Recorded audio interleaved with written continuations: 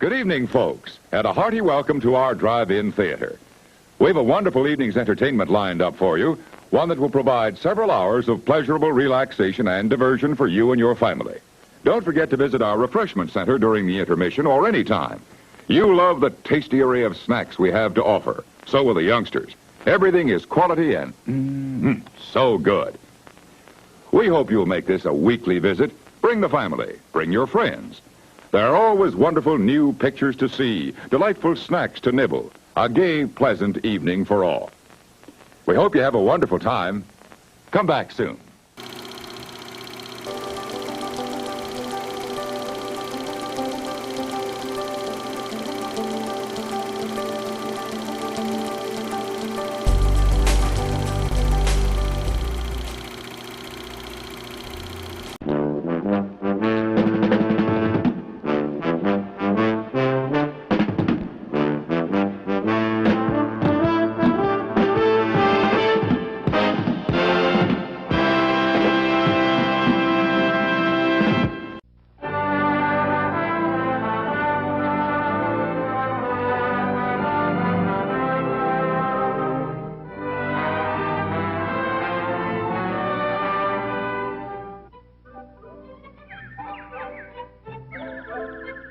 Love, Grand.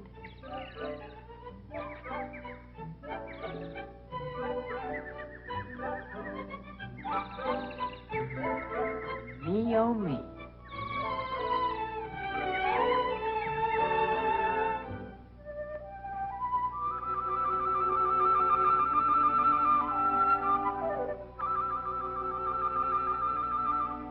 What is this?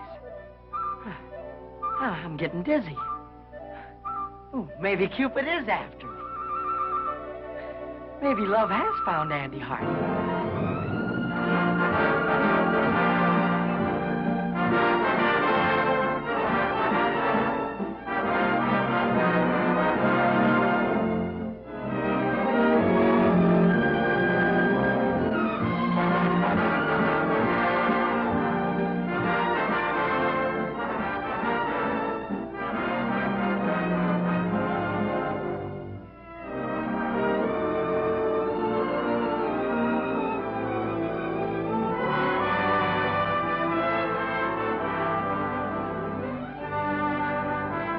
I don't understand these modern girls. In what way?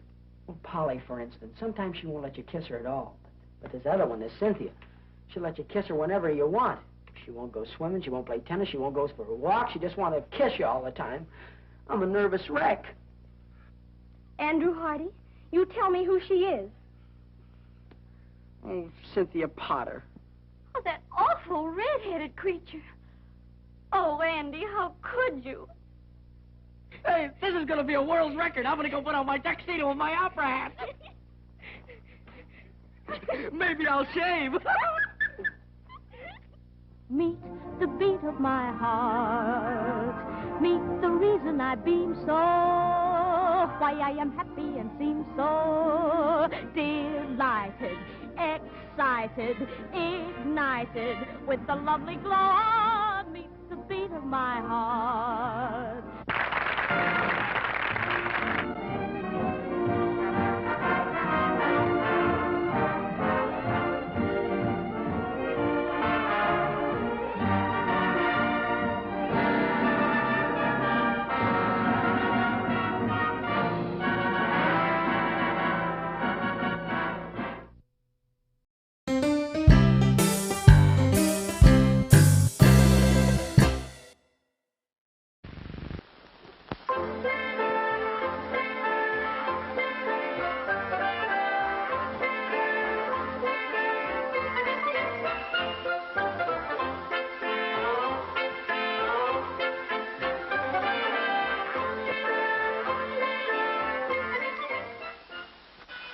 A long time after God had created the world and made man and all the animals and birds, he noticed that people were no longer kind to each other and that they didn't obey God anymore.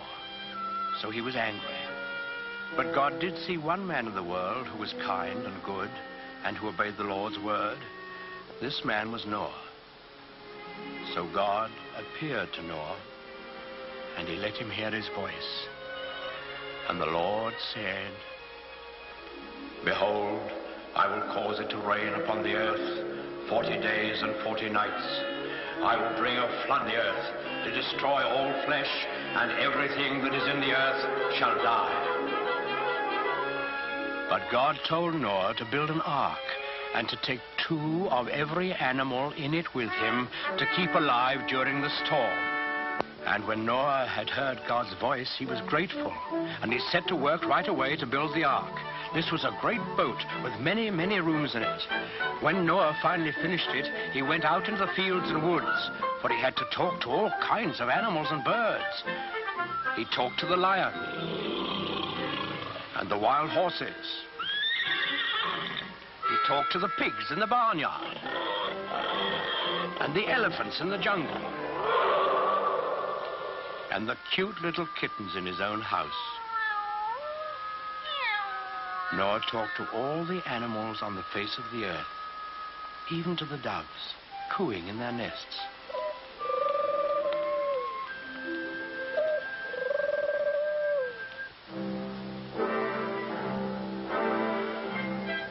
And Noah picked a mother and a father of each kind of animal and bird, and he told them to come to the ark. Well, when they were all gathered there, you can imagine what kind of a noisy crowd poor Noah had on his hands.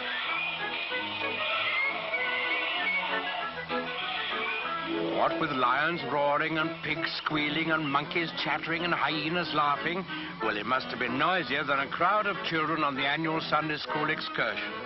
But Noah was wise and gentle, and he understood about animals, so he got them lined up in a long row, 2 by 2, and then he started them up and into the ark through the big door in the side. The bees were the last to go in, because bees have a stinger in their tails, and no animal wanted to get in line behind them.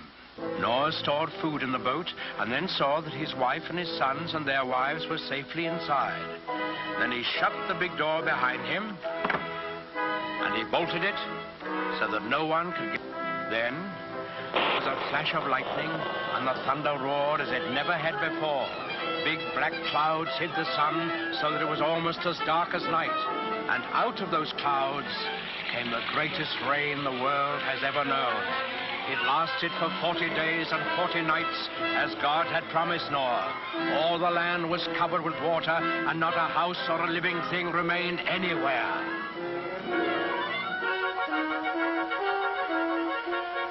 But Noah's ark floated on the surface of the waters, and he and his family and the animals who were in the ark with them were saved.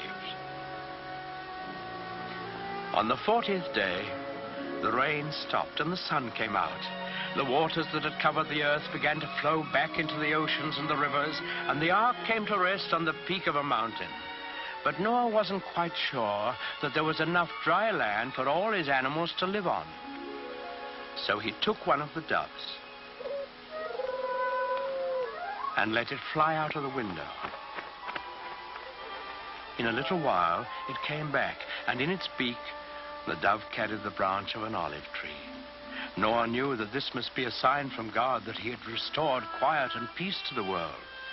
So he opened the door of the ark, and he and his family and all the animals came out on the dry land, and they praised God and thanked him. Then the Lord appeared again to Noah. He promised him that he would never again send a flood to destroy the earth. And he sealed that promise with a beautiful symbol, which he set in the sky for all of us to see. That symbol, the token of God's everlasting faith in man, is the rainbow.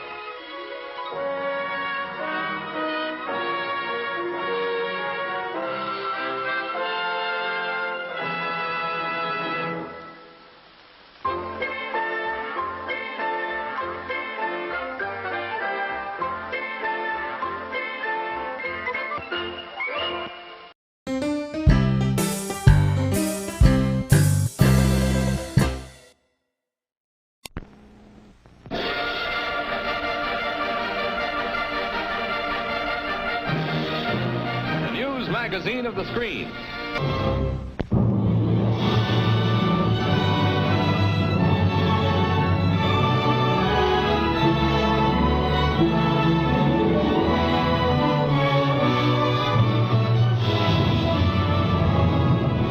With a pail and a net, Dr. Roman Vishniak is going exploring.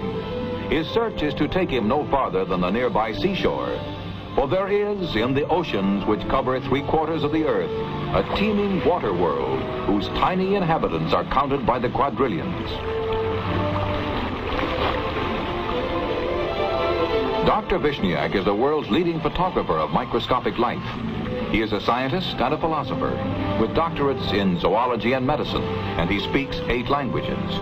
But his first love is discovering nature through photography, bringing to view infinitesimal ocean organisms like these mollusk embryos. At magnifications ranging from 100 to 6,000 times, Dr. Vishniak explores mysteries of life far beyond human vision.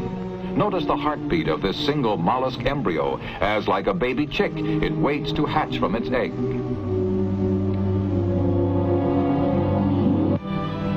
The opportunities for exploration are as limitless as the sea. And so, off Woods Hole on the Massachusetts coast, the 59-year-old doctor spryly carries his search for saltwater specimens out into the bay. This time he uses a net within a net to strain only the tiniest water dwellers into his jar. Although virtually invisible, they are looked upon by Dr. Vishniak as friends, deserving of civilized consideration. Some people think microscopic animals are all alike, he says, but oh no. They have individualities that make them different from one another, just like human beings. And photographing the milky, living dust collected in his jar, he shows what he means. Helter-skelter inhabitants called cyclops are among the busiest of Dr. Vishniak's neighbors in the water world. Tentacles flare out from their bodies like horns from a steer. And like the giant cyclops in Greek mythology, they have but a single eye. When a crab moves into the picture, the cyclops are in deadly peril, for they are a favorite food of larger animals. Quicker than the eye can see, the crab snatches and swallows the helpless cyclops. Here before our eyes is a life and death struggle seen through the microscope, recorded by the motion picture camera. But the cyclops multiply faster than they are destroyed to continue the cycle of life in the sea. For Dr. Vishniak, sea life is where you find it. It can be clinging to the shell of a horseshoe crab. The crab, strange as it seems, chews its food with its feet, and when released, always, seemingly by instinct, scurries toward the open sea. The Oceanographic Institution on the New England coast is a workshop for students of marine life. Dr. Vishniak comes here often with specimens he has collected from the sea. One is a smaller horseshoe crab. With the utmost of care, he scrapes off a tiny flatworm before photographing it in undreamed-of detail. Looking like a floating pancake, the flatworm is actually demonstrating the rhythmic motion it uses to travel. When it wants free transportation, the flatworm conveniently attaches itself to the horseshoe crab.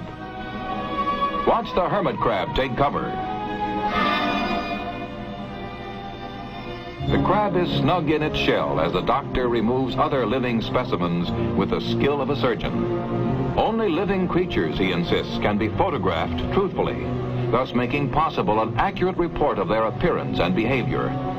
For Dr. Vishniak, who was 7 when he took his first microphotograph, the task requires intricate equipment and incredible patience.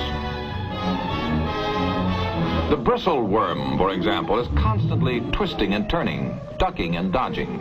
And yet somehow the doctor manages to keep it in focus. Dr. Vishniak says no creature is simple. Here is proof. The bristle worm, unbelievably complex under the microscope, yet tinier than a pinhead. All the time the bristles move in and out, barely visible even under magnification. Dr. Vishniak's amazing technique takes us inside the worm, just like an X-ray. This is a barnacle hunting food. Sweeping in and out of its shell, 6 pairs of feathery legs form a casting net to capture tiny creatures swimming past. Dr. Vishniak achieves an almost third-dimensional realism in photographing another underwater worm. There is a growing fascination in watching the frantic convolutions of the minute organism as it takes the shape of an unending pretzel. Although separated from our everyday world only by a set of lenses, here is a form of animal life whose complex and unending movements are unlike anything that has ever been seen by the unaided human eye.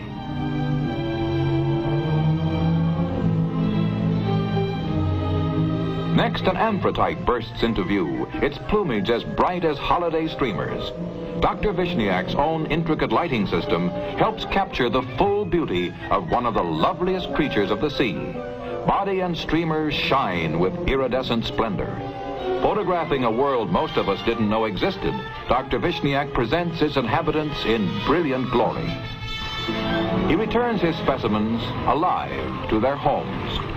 Just because they are small, he says, doesn't mean they have no rights. Water, what wonders it holds for Dr. Roman Vishniak, explorer of the world within the sea.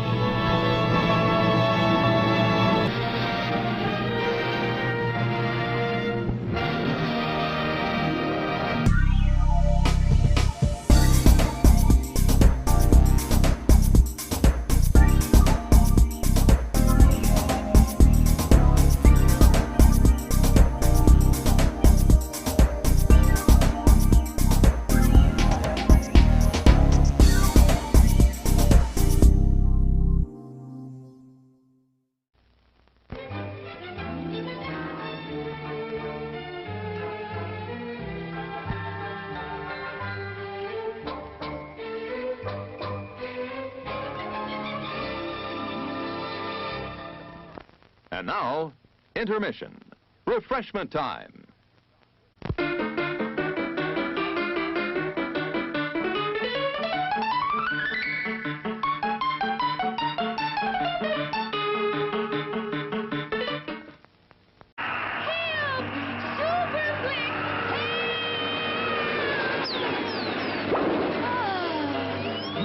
Sure is great being in a drive-in watching Super Flick and eating all this great food.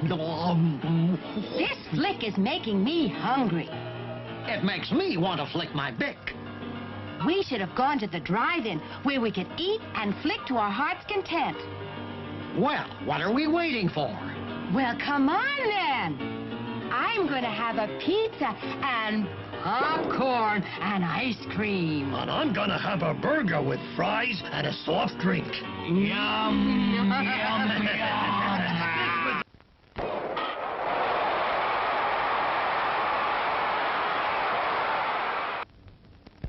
Crispy hot fresh French fries.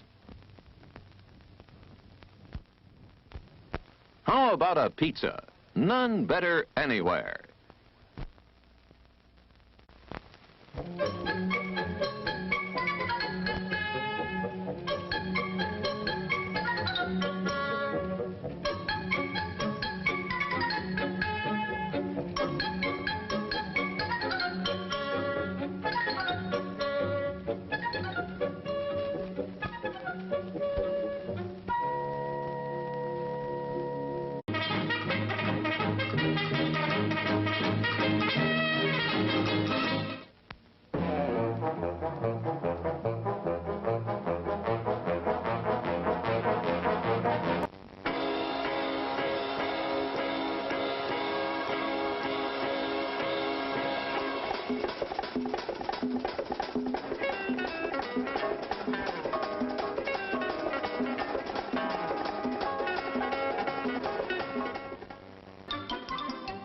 Sneaking out to the drive-in?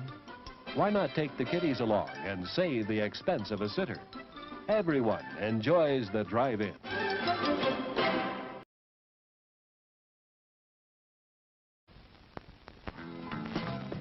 Take a good look at Clyde Garfield's Cadillac and Oldsmobile dealership, and then take a drive in a new Oldsmobile, Cadillac, or one of the fine used cars, serviced by Clyde's 21 factory-trained personnel and expert craftsmen. Cadillac and Oldsmobile means the very best in automobiles, and Clyde Garfield is the best in dealership and service. Clyde Garfield's Cadillac and Oldsmobile, New England Automobile Village, Route 3, New Hampshire. You're invited to stop in at Nashua's own McDonald's on Route 101A. You'll find McDonald's high quality, fast service, and reasonable prices. Also, visit McDonald's at the Drum Hill shopping area in Chelmsford. Treat yourself and the family at McDonald's soon.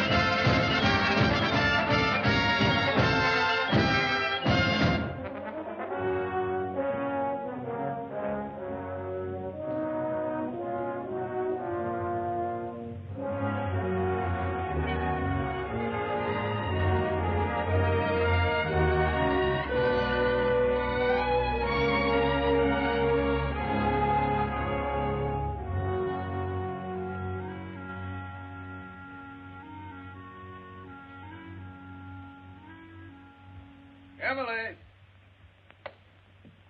Emily! Emily! Where did you ever get a collar like this? Well, the salesman told me they were worn with a cutaway. And you look so handsome in a cutaway. They used to be worn with a cutaway when I was much younger. And that silk hat, ever since you had it cleaned, has been too small. Oh, but you look so distinguished, even if you just hold it. Well, James, you hurry and get dressed. I'll answer the door. I guess it's Millie. Happy New Year, Mrs. Hardy. Sign here, please. Same to you, Jimmy. Thank you. Oh, dear. James, it's a telegram. It must be bad news. Who's it from? What's it say? Don't know. I haven't read it yet. Well, reading it's about the only way you'll ever find out.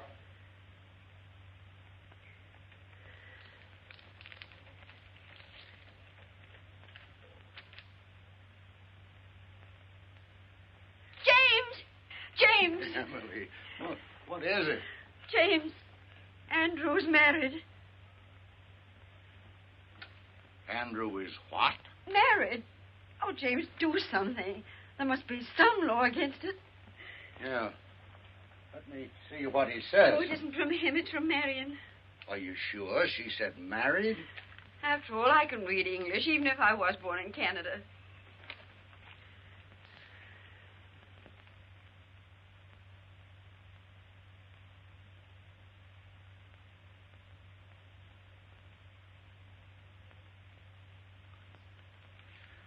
Emily, what makes you think Andrew is married? James Hardy, you can't get separated until after you've been married. Emily, I'm going to reveal some military information to you. In the other war, when a man left the army, he was discharged. In the recent one, a soldier gets separated from the service. You see? Well, I don't see why the Army can't come right out and tell a boy's own mother. Hello there. Well, this is the new outfit. Does it look too giddy? What's the matter? Are you laughing at me? Oh, no, Millie, no. Millie, read the best piece of news that's happened to the Hardy family in 2 years.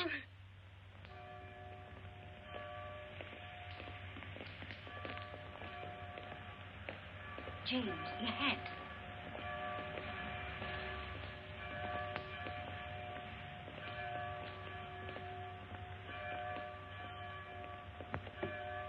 Emily, I have no control over this hat.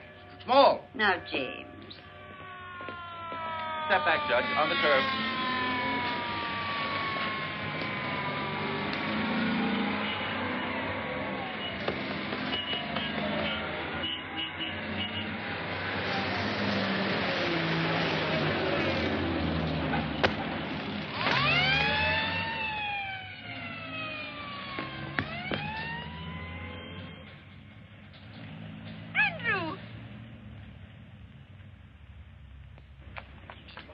Andrew.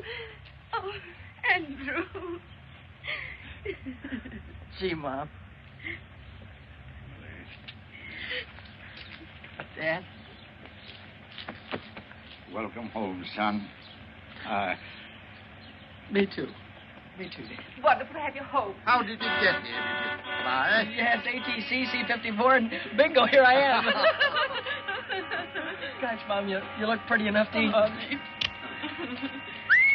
Say now. Andrew, stop that on your old mate hat. Excuse me, Judge. Will you look at this? I'm sorry. No, I'm not sorry. Andrew just came home. Gosh, Mom, I can't believe that I'm back.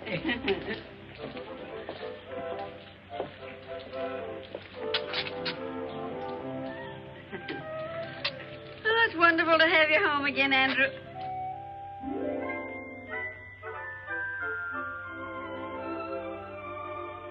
Andrew? Oh, excuse me. Say, Mom, did you get any messages for me? Telegram, maybe? Not that I know of. Why, are we expecting something special? Oh, not especially special. Something from college. Oh, college. Did you notify them that you were home and out of the service? Well, after I arrived and I wired you, I sort of sent a wire.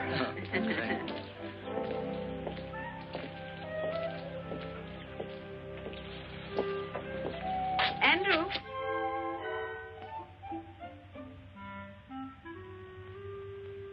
Andrew? How was Marion? Marion? What did you say? Oh, Marion, you mean my sister. Oh, she's fine.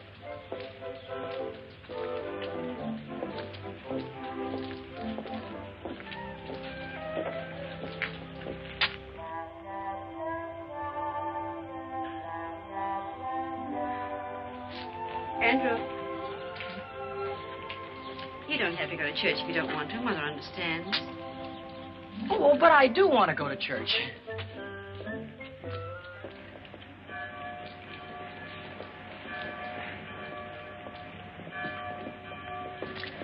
James, if you're going to have all that trouble with your hat, why did you wear it?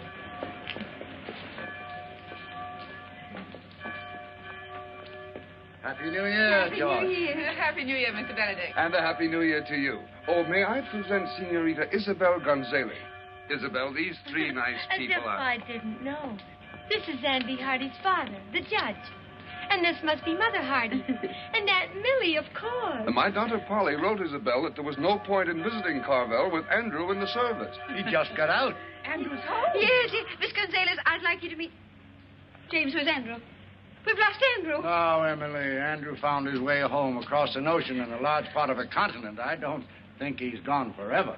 That wouldn't be Andrew Hardy over there. Andrew! Andrew! How does it feel to be the father of Andrew Hardy? Well, that's a privilege I try to bear, modestly. Excuse me, folks. I guess I must have been thinking about something else. Welcome home, Andrew. We really missed you. Thank you, sir. How did you like the Army? Well, Mr. Benedict, I come from a long line of civilians, and I'm happy to be back with them. Miss Gonzalez, may I present my son? Andrew, Miss Isabel Gonzalez. How do you do, Mr. Hardy? How do you do? Gosh, I've heard so much about you. I feel I know you already.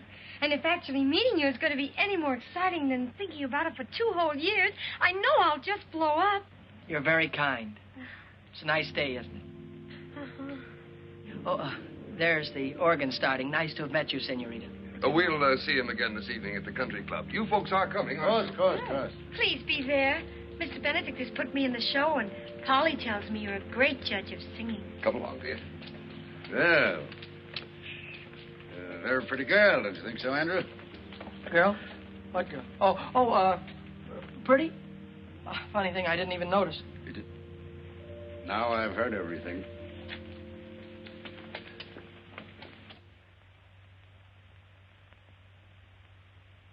Andrew! Coming! Dinner's ready. On the double. Here I come. Turkey. My mess sergeant could see that. He'd cut his throat. Andrew! Are you all right? Well, I never felt better in my... Oh, excuse me, Dad. Go ahead and say grace. Well, Andrew, I'm a broad-minded man, but I can't ask God to bless our dinner when you're not wearing your pants. Oh, my pants. Oh, my gosh, excuse me. I wasn't even thinking about pants. Now, what could he have on his mind that's that serious? Oh, it's no laughing matter. James, do you suppose the Army's changed Andrew? I'll say that Andrew's changed. But those 2 years are vital ones in the life of a boy. Whereas those are the years, whether he's at home or in the Army, when he changes from a boy to a grown man. But, James, that awful pretty girl in church, do you know, he looked at her as if she went there? It proves he is older. Well, he's not that old, Millie. Andrew, if you eat any more, you'll blow up and bust. I'll fill up my plate, Dad, and stand back. I'm going to fill up on home-cooked food because in the next 2 weeks I'm going back to Wainwright, get my degree, and then I'm going on to law school. Good, Andrew, good. Well, suppose we start your allowance then, as of now. I'm going to say something that'll come as a shock to practically everybody here, including me. But I'm not going to cost this family a single penny for the next 2 years. James, this is not our son, Andrew. I'm not crazy, folks. On account of having been in the Army, I get my tuition plus $75 a month for the next 2 years. It's the millennium. Imagine having a son that isn't going to cost the family a penny. Of course, that doesn't mean if you see something in a store that would make me a nice present, you should be ashamed to send it to me. I don't want my money to go to your head. Well, there won't be any presents, Andrew. I'm going to do better than that. I'm going to put your allowance aside as a nest egg for your first years as a young lawyer. Gosh, that's a swell idea, Dad. Thanks. And, here's a few $100 you can put in the fund to help it along. And, Dad, don't give me any of that money back if I come crawling to you on my stomach. Well, with a fortune involved, maybe I'd better draw up a legal agreement in writing. But as far as I'm concerned, Judge Hardy, your word is good enough for me. Enough of these commercial matters. How about some dessert, Mom? Well, we can get some ice cream at the country club. Come on, we're late. Excuse me.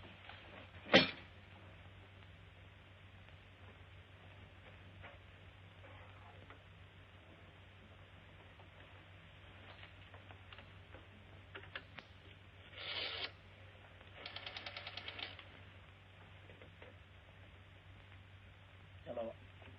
Operator, give me Western Union, please. Hello, Western Union? This is Andrew Hardy. Look, I'm expecting a telegram, only I'm not going to be home. Could you possibly...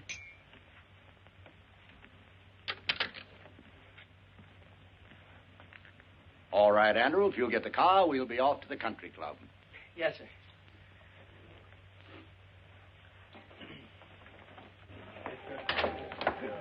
Good evening, good evening. You'd better hurry on in. Isabel's going to sing right away. Hello.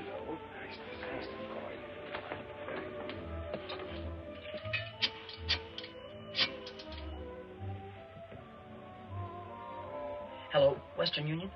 This is Andrew Hardy speaking. Say, if a telegram comes for me, would you... You just sent it to the house, but there's nobody there. Well, maybe if I leave now, I can get there before the messenger does. Thanks, goodbye. Andrew. Well, where are you bound for? Excuse me, Dad. I guess I've been away so long. I thought the dance floor was this way. Andrew, your mother's waited 2 years for this night. Hiya, Hardy. Hi. Andrew, that's Tommy Gilchrist. Oh, he's merely a casual acquaintance, Mother. Oh, excuse me. He's one of my oldest friends. Good evening, Mr. Gilchrist. Why, hello, Good evening, Mrs. Andrew. Gilchrist. Say, when did you get back? And where's that $4 you borrowed from me the day you were drafted? Never mind that now. I'll give it back to you with a legal interest. First of all, right now you got to do something for me that'll probably confuse you, but I understand perfectly. Go back in the phone booth there and call the clerk on the desk here. And tell him that you're somebody next door to Judge Hardy's and you can hear the water running. And tell him to tell the judge you better send Andy home before there's some damage done. You got it? Sure. For $4 plus interest. Sure. Now, will you go ahead? It's a case of life or death. Give me the nickel.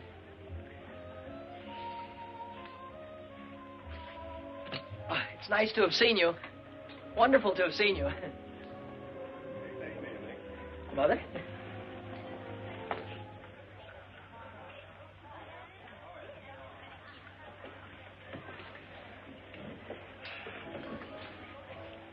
Mom, everything was all right at the house when you left, wasn't it? Why, of course, Andrew. Why shouldn't it be? I just thought maybe somebody had forgotten to do something.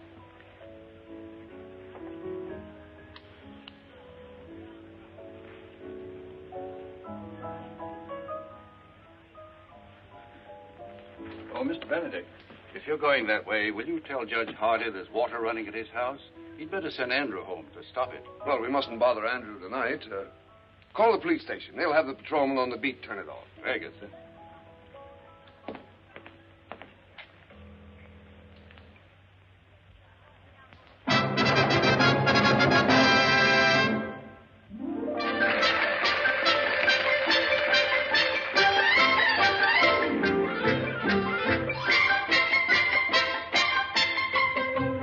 A bailar al estilo de Chihuahua, la porquita bonita que alegra el corazón y en su compás olvidar los pesares de mi alma, estrechando entre mis brazos a la dueña de mi amor.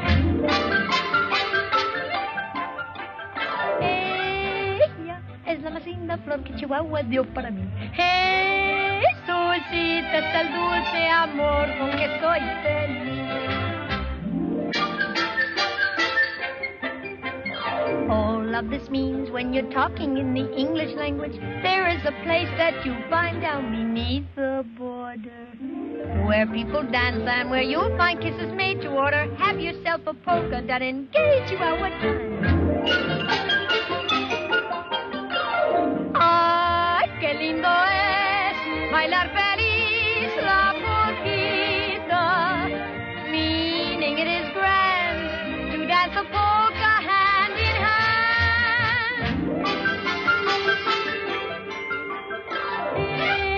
Ella es la más linda flor que Chihuahua dio para mí.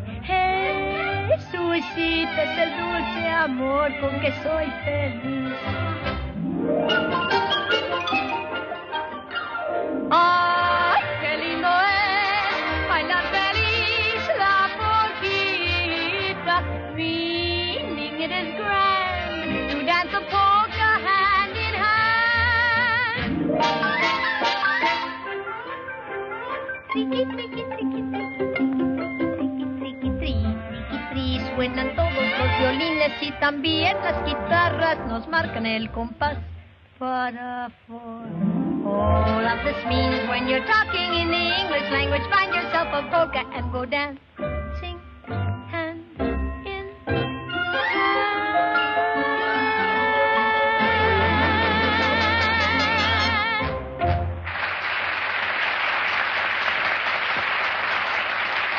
My dear, you were wonderful. Perfectly lovely. Didn't you think so, Andrew? I thought she was swell. I'm not as blasé as Andrew. I think you were more than swell.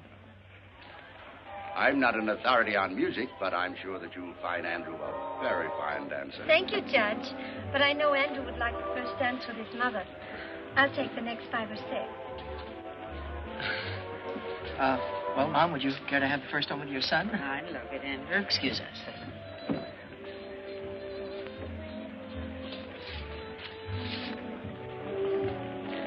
Mom, could I ask you something and you not tell anybody about it? Why, of course, Andrew. Well, when you were young, Mom, you knew an awful lot of pretty girls and popular ones and intelligent ones, too. Well, your father used to think I was that kind of girl. Oh, of course, Mom. You know, somehow a fellow never gets around to realizing that his mother was once the belle of the ball. He always thinks of her as something more wonderful, like she is now. That's very lovely, Andrew. Well, Mom, would that kind of a girl, could she settle down in a small town? I was happy to do that very thing with your father. Well, I mean, modern girls today, would they in a small town? The right kind of girl hasn't changed in any generation, Andrew, and never will. Were you thinking of anyone in particular? I was mostly just asking. Of course, Andrew. Do you mind if I cut in on my wine? Oh, certainly not, Dad. He's all yours, young lady. Oh, of course. Now, have a good time, Andrew. Yes, Mom. James, you danced just as beautifully as you did when you were 20.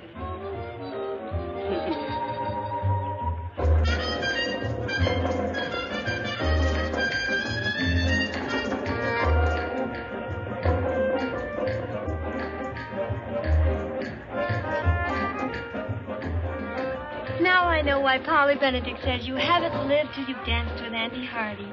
Miss Benedict is very kind.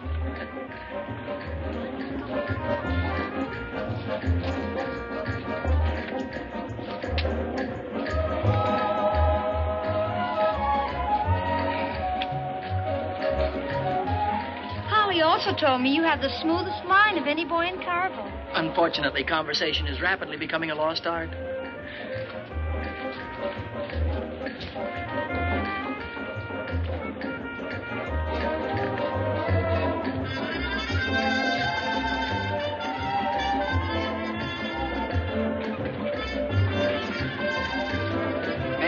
Cut in? Oh, why, certainly. Why, you're the only man in the world I'd have given her up to. Goodbye now. Thank you. Where are you heading for, Andrew? Oh, excuse me, Mr. Benedict. I'm glad I ran into you, because if you don't give Mom and Dad a lift home, they're going to be in trouble because I'm going to take the car, which was what I was going to ask you to tell Dad. Well, but Andrew... Thanks a lot for your help in this emergency, sir.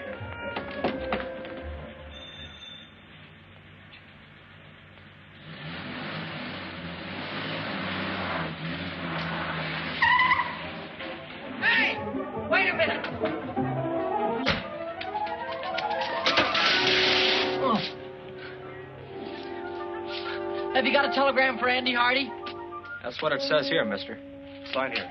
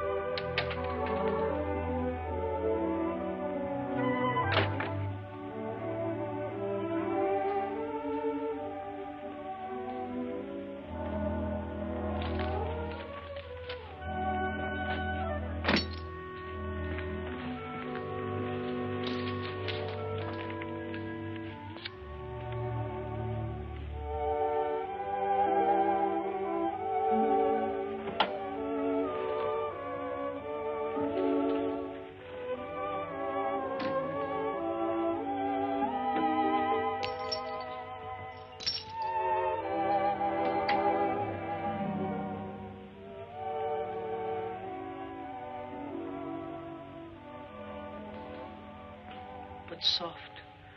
What light through yonder window breaks? 'Tis the east, and Juliet is the sun. 'Tis my lady. Oh, 'tis my love. Oh, that she knew she were. She speaks, yet she says nothing. What of that? Her eye discourses. I will answer it, but I am too bold. It is not to me she speaks. Two of the fairest stars in all the heaven, having some business, do entreat her eyes to twinkle in their spheres till they return.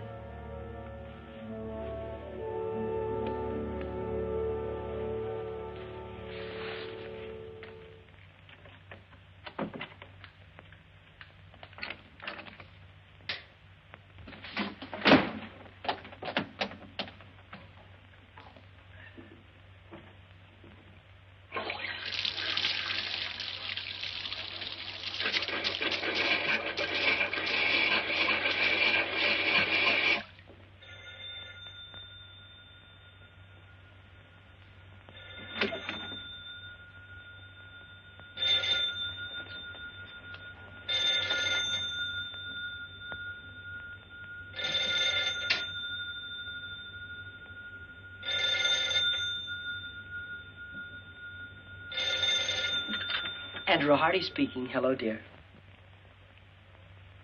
Listen, this is the police station calling. I tried to get you before to tell you we got your phone call about the water.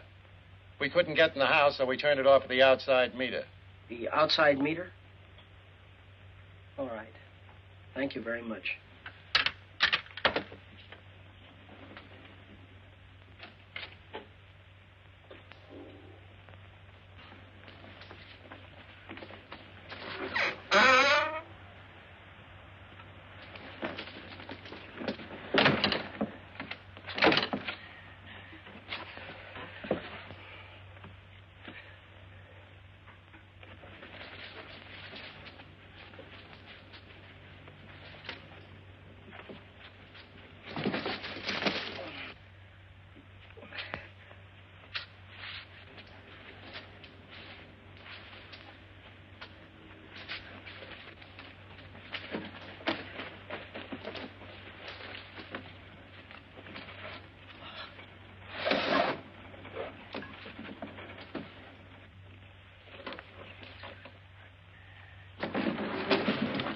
Fine business. Double bolt the door and leave the window unlocked.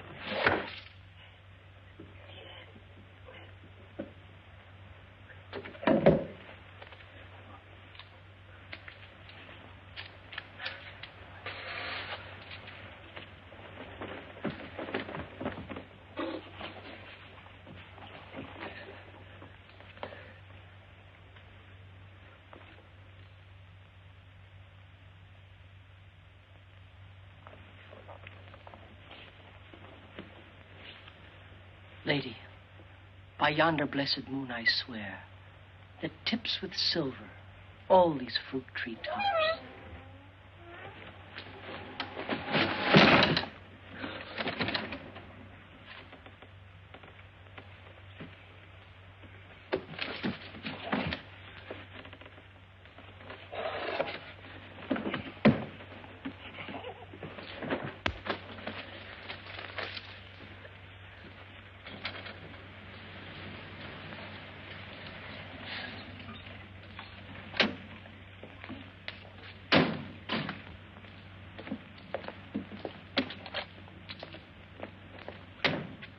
There's the car. He must be around somewhere. There's a light in the house. Well, he was dancing with me when all of a sudden he disappeared. He told me it was an emergency. He seemed very excited.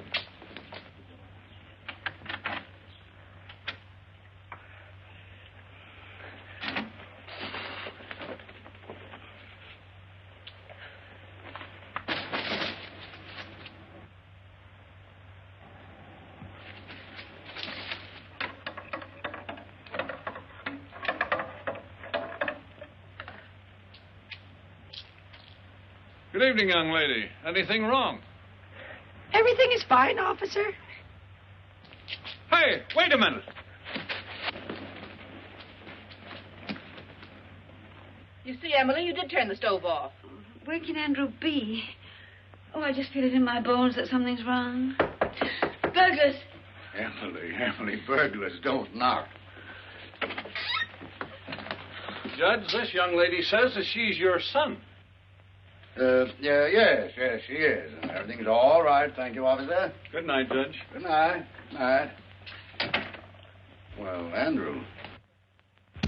I'm an innocent victim of circumstances. Good night. If that's the picture of innocence, I wonder what he'd look like if you were guilty. Well, come along, Isabel. We may as well go home. And I'll see you to the door. Good night. Good night. Well, Emily, any of that turkey left? Yes, I'll fix your sandwich. Good. Emily, what's the matter with your son tonight? Andrew's thinking of getting married. No. Didn't he ask me tonight if a girl would mind settling down in a small town? Do you know what I saw him looking at in the store window this morning? Wedding ring? Far beyond that. A baby's bathtub. Andrew's thinking of getting married and having a baby. He's only a baby himself. I just know that girl, wherever she is, isn't good enough for him. Oh, James, speak to him. Warn him about all the designing women in this world. Very well. Very well, Emily.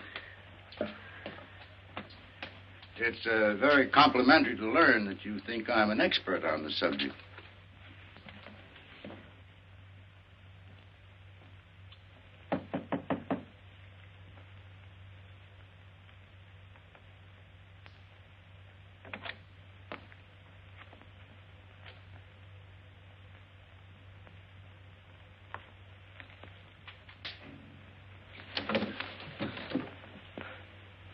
Hi, Dad. Hello, Andrew. I'm sorry if I caused you any embarrassment. Oh, that's all right. I thought maybe we might have a little talk. Sort of man to man. Man to man? In this? You can forget about that. Considering some of the things you've done in the past, wearing your Aunt Millie's kimono seems a little sane and conservative. Mm-hmm. Before I was married, I didn't even own a bathrobe. Before you were married?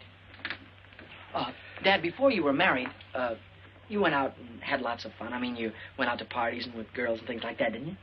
Andrew, you want to remember that I wasn't born a gray-haired judge with a law book in my hand. But after you get married, do you miss not having fun anymore? Well, certainly not. You don't miss it because you still have it. Only enjoy things more because you're doing them with the girl you love. Oh, I see. Yeah, of course. Now that you've discovered there are no peculiar disadvantages, are you thinking about getting married? Oh, gee. Dad, you met Mom when you were a freshman, didn't you? Yes. Oh, that's wonderful. And look how swell your marriage turned out. That telegram you received, Hmm? that was from a Wainwright girl, wasn't it? Yeah. Kay Wilson. Dad, I think you're entitled to know that I'm planning on asking Kay to marry me. Mm-hmm. So, this is the real thing, is it? Well, Kay hasn't said anything to me, and I haven't spoken to her, but while I was away, we wrote to each other, and I thought about her an awful lot. Oh, I had dates with other girls, but not a one of them made me forget Kay. Suppose that's a pretty solid test. I would like to go back to college on the Wednesday train, Dad. So soon? Oh, I begin to understand the enthusiasm for a Wainwright education. Well, everything I said about college I meant. I'd have meant it if I hadn't met Kay. I really do want to go back to school. The fact that Kay is there is not slowing me down any, though. You've thought it all out, and this is the way you want it, then? Yes, that's if it's all right with you and Mom.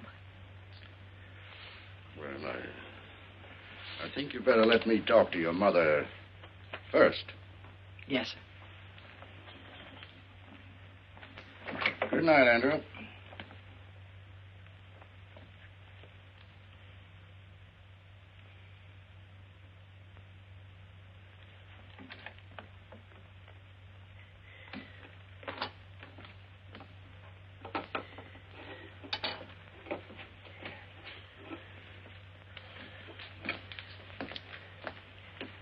Well?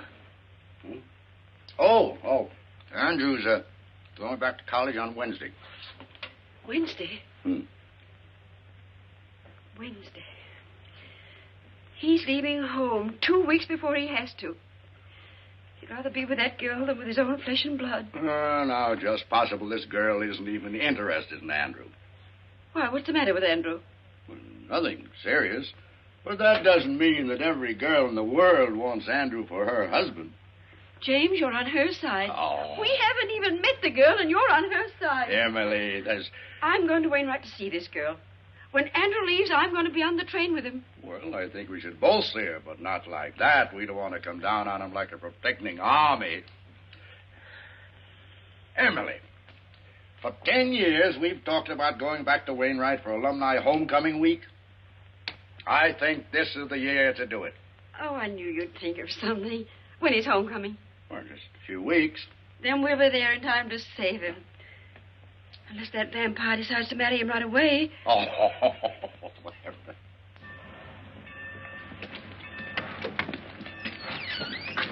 Take my things out to the men's dorm, will you, please? I'll pay you right now. If you figure on hoofing it, it's a long way to the campus. I've been away so long, I'm going to love every inch of it.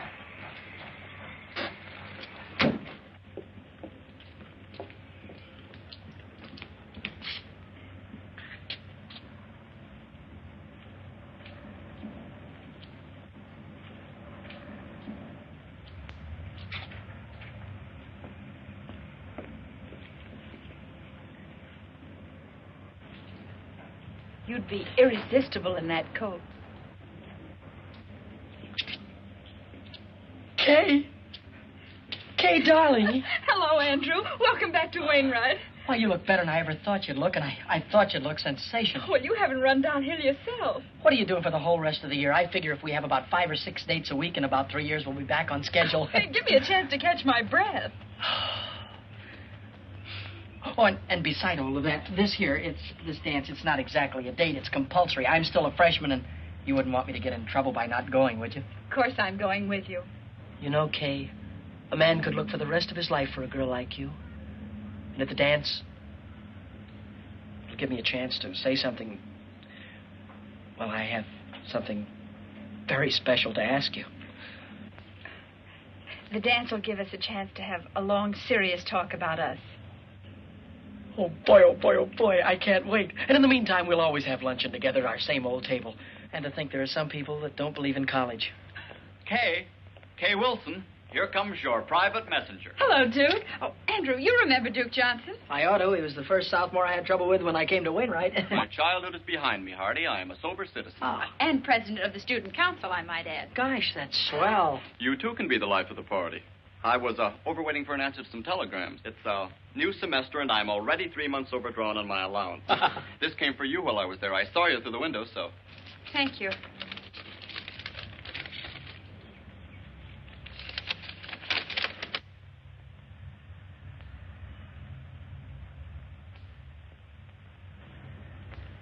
Something wrong? No, not really. It's from my guardian. Excuse me. I've got to get back to the dorm. Oh, wait, I'll go with you. If you don't mind, I'd rather you didn't. I've got some thinking to do. Nice girl. To put it mildly, she's triple terrific. Hardy, I want to talk to you, and I'll make it short. Oh. How about giving the student council a hand? Well, Duke, you know, I've been away for such a long time now. Now, that's just exactly why I'm asking you. The 2 years that you've been away must have given you a lot that a kid right out of high school hasn't got. Now, this dance, for instance. It's for the frosh, and they're not doing anything about it. Mm-hmm. The student council was looking around for a freshman to be chairman of the dance committee, and you're it. Now, all you have to do is see that there aren't any stags, Every Frosh male brings a female, if you have to handcuff them together. Thank you, Mr. Hardy. You've made old Duke a very happy man. Oh, by the way, you do have a date yourself, I hope? Duke, all I can say about my date is... Woo-hoo!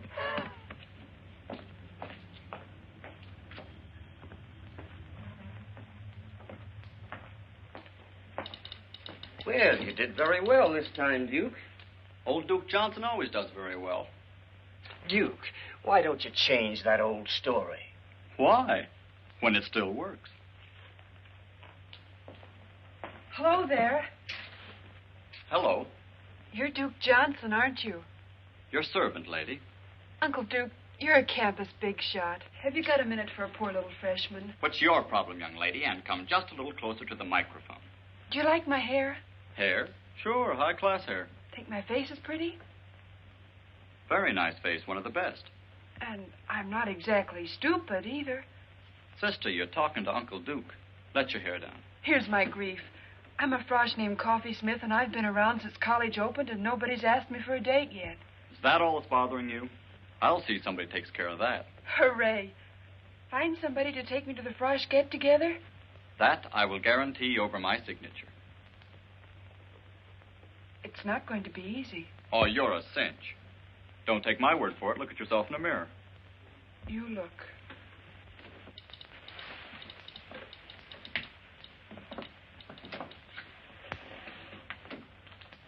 Holy smoke. Why, you're taller than... That's the trouble, Uncle Duke.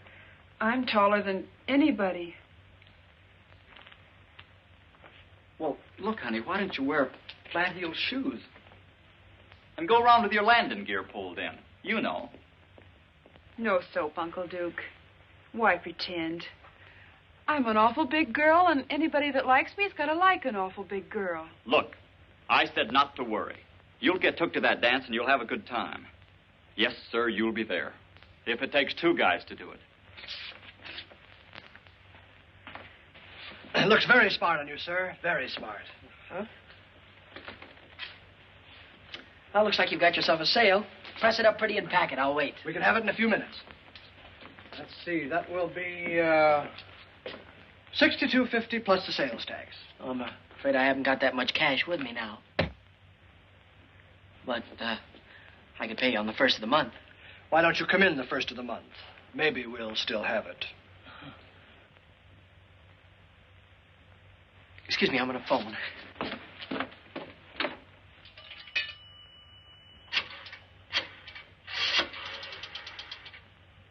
I'd like to place a call to Judge James K. Hardy in Carville, please. This is his son calling. And could you rush it through? I'll wait right here. The charges? I want them reversed naturally. Say, you had a check sport jacket in the window. Yes, here it is, sir.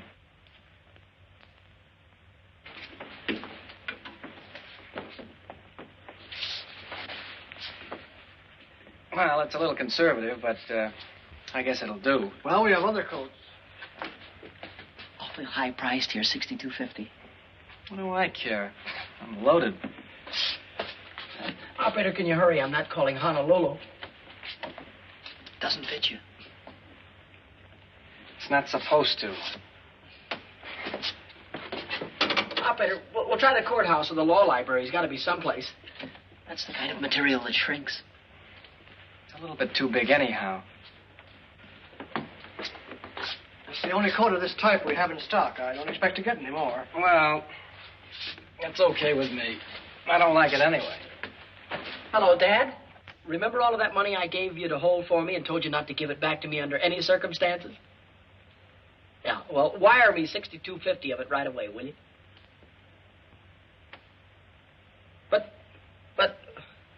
But, Dad, you're a judge. You know the laws. Isn't there some way you can break a non-breakable agreement?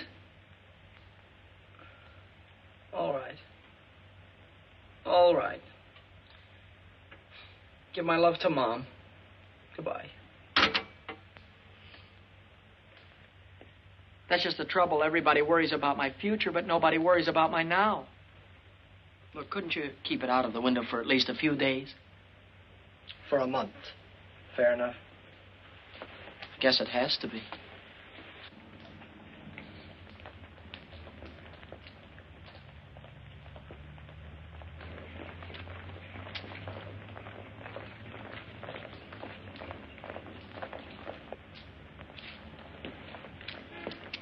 Say, can I win your contest? I mean, can I enter your contest? Oh, you got the contest won already, huh? Well, I've got it spent already, at least $62.50 of it. Oh, hi there. Hi. Can I take your books for you? Thank you. How was your ancient Greek this morning? Greek to me. How was political science? Greek to me. At least these first few weeks have been. Say, what's new? I haven't seen you since yesterday. Oh, I got a new dream dress for the dance. Wait till you see it. Oh, boy, oh, boy. Hey, Hardy, here's a note from the dean marked important. Huh? Oh, hold these, will you? Hey. Please come immediately after class. Oh, I wonder what I've done wrong now. You don't have to remember. The dean will tell you. Here, hold these, Kay. I'll see you in jail.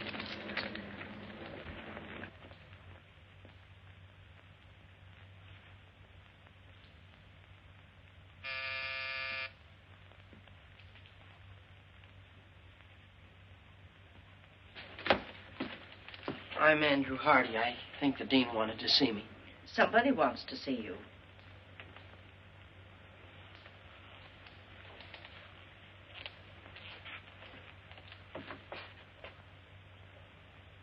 Mom! Dad! Andrew! Oh, boy, am I glad to see you. Hiya, Dad. How'd you get here? Oh, for nearly 100 years, your father's been promising to bring me here for homecoming week. Which should begin, according to my official invitation, about 8 o'clock tonight at the Frosh get-together. The chairman of the dance, Dad, is none other than your son. Chairman? Oh, my goodness. Andrew, you look at least an inch taller. And, folks, there are only two kind of freshmen here this year, the kind that takes just any girl and the kind that takes Kay Wilson, and that's me.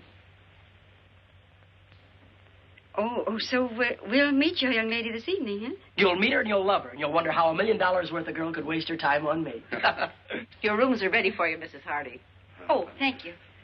Well, Andrew, I suppose you'll be running around like a chicken with his head off till 8 o'clock. Well, Dad, I still have to round up some stubborn Romeos, and I have to see the student council president, Duke Johnson. And then at dinner tonight, I have a meeting with my committee. But I can cancel all that. No, nothing of the kind, nothing of the kind. Your mother and I will get organized here. Then we're going to have dinner with Dr. Standish. So we'll see you at the dance. Hello, Hardy. Hi. Say, Hardy. Yeah? If I told you where you could pick up $10 without lifting a finger, would you give me half? Oh, sure.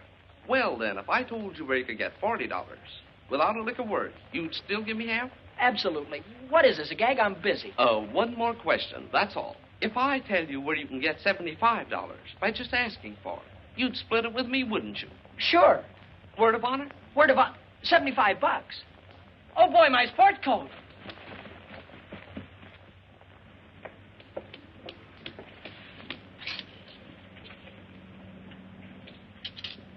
Oh, boy. Oh, boy, oh, boy, oh, boy.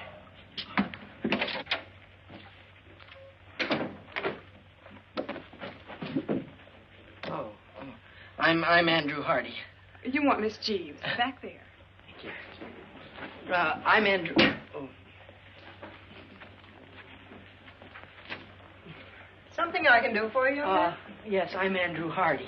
Oh, I'm Hattie Jeeves. How do you do? I think I won your prize, it says here. Oh, of course. Congratulations, Mr. Hardy. And how do you want it? In 5s or 10s, I don't care.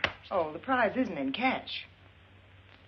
The prize, I don't get $75? Yes, in merchandise. Merchandise? You mean stuff like the... Oh. You don't happen to have any men's sports jackets around, do you? No, but you can have $75 worth of anything in the shop. You see, we didn't dream that a man would enter this contest, much less win it. Yeah. Well, in that case, I'll have to think it over. Andrew! Wait for me. I want to talk to you.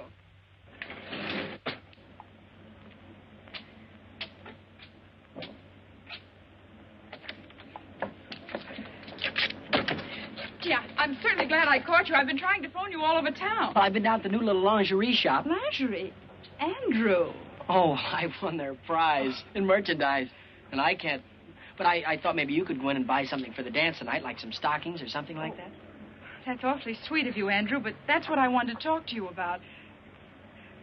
I'm going home this afternoon. Home? For how long, you mean? You mean that you won't be able to go to the dance tonight? No, I won't. I'm sorry. Oh, I don't mean to butt into your private affairs, but that's quite all right, Andrew. Well, this is a family matter. You told me you didn't have any family. I have a guardian, remember? Oh, goodbye, Andrew. I've got to run. I have a train to catch. Goodbye, Kay. I don't know how I'm going to get along here without you, but you will hurry back, won't you? Yes. It'll only be a day or so, and when I get back, we'll have that long talk. Yeah, and when you get back, remember, I've got something awfully important to tell you. All right. Goodbye, Andrew.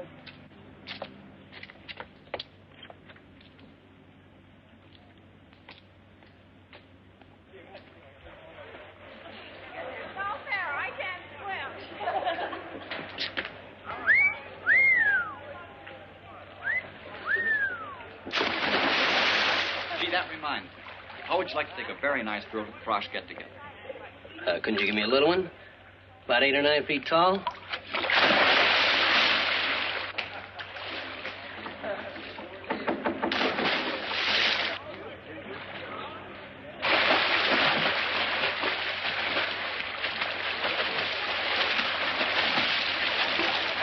Duke, can I speak to you for a minute? Oh, hello, Mr. Chairman. Say, you must have things pretty well greased up for tonight if you got time on your hands. Well, it looks like I'm going to have to resign, Duke. My girl went out of town, and the chairman can't show up stag, can he? Oh, don't worry about a thing. How do you like them, smart or pretty? Go ahead, take your pick. I've got just the girl. Well, you see, Duke, I've been going steady with a girl, and My friend, I have selected you a partner for this night only who is strictly platonic. In short, you will platonic her, and I can guarantee that she will platonic you. But You can't quit in a crisis. We count on you. The college counts on you. My friend, do you know that pretty puss in the white cap afloat there in the briny name of Smith? No, This is a must. Well, if it's for the good of the college, I'll ask her, because there's always the chance that she'll say no.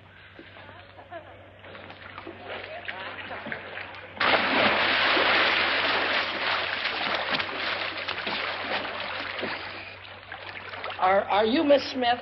I'm Andrew Hardy. Hi, Uncle Andrew. Duke Johnson said that you couldn't go to the dance with me, could you? Yes, I could.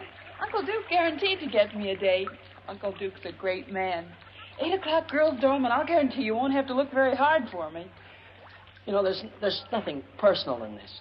Tonight, I'm a girl that thinks not of romance, but dancing. Don't be late, Uncle Andrew, and thanks. Yes, ma'am.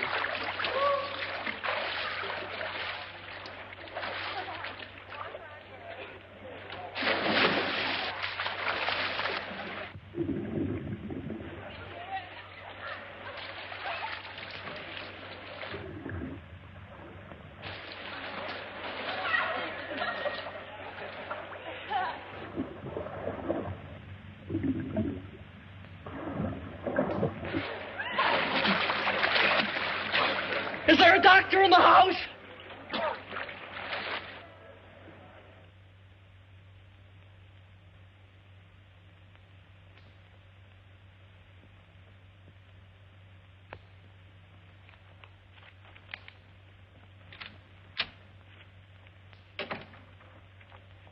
Oh, I thought you were my date.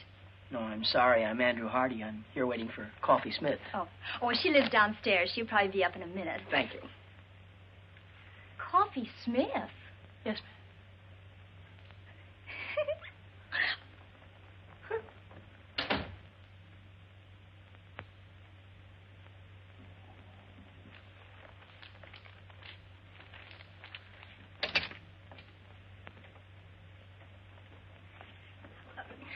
Mr. Hardy, would you mind telling her whom you're waiting for? Not at all. Coffee Smith. I don't believe it.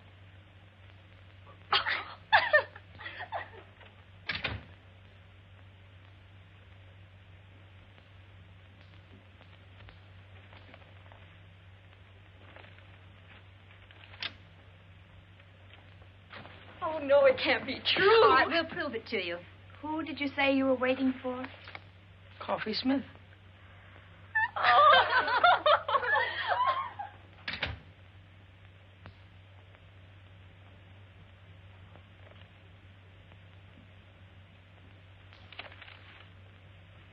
Good evening, Uncle Andrew. Coffee Smith arriving. Good evening.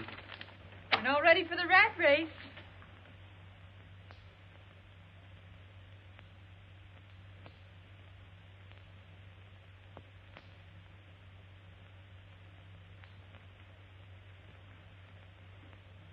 I guess there's no doubt that you're seeing what you're seeing, and I'm seeing what I'm seeing. It was a dirty trick. Duke Johnson should never have done it. I don't think he meant any harm. I'd have been bigger than any man he could have picked out. And I'd have been smaller than pretty nearly any girl. It's quite a problem going through life like the Statue of Liberty without her torch. Yeah. It was a wonderful dance, and I had a grand time. Thanks, and good night. Wait a minute. Wait just a minute. Look, let's go to that dance. Go to the dance? You and me? Together? Why, certainly. It's not how tall you are or how short you are. It's what you got. Why, Coffee, there's a lot of people in this world that are too tall or too small to do some things. Well, we'll just pull up our suspenders and sash you out and kick them right in the teeth. We'll show them. Let's show 'em, Uncle Andrew. Gee, you look awful pretty tonight, Shorty. You're looking mighty handsome yourself, big boy.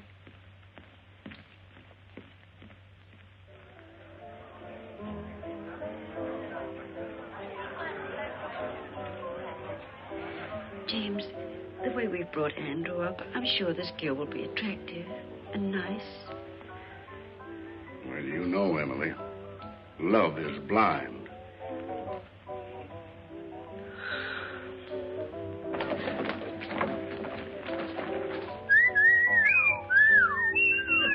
Look, Andrew's girl.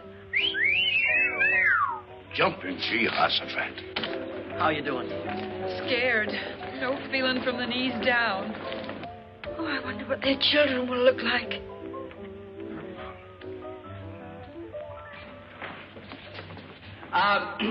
As chairman of the Frosh get-together, I declare this dance started. And when the music starts, break clean and no hitting in the clinches.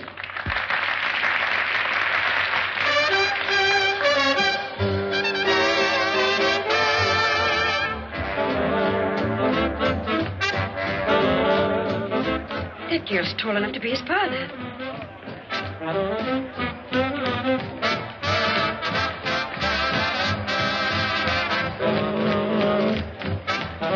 Come on, let's loosen up. Everybody's watching us.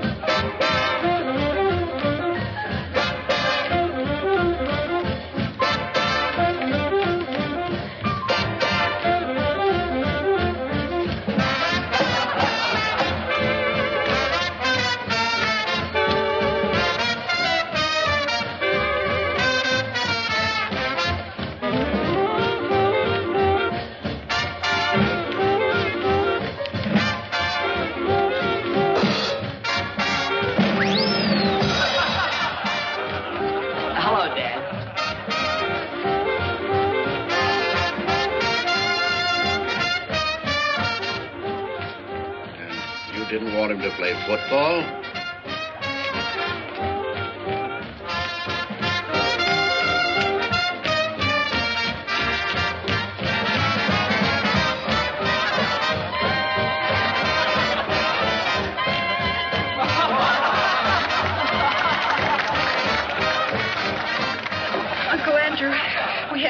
of it some way.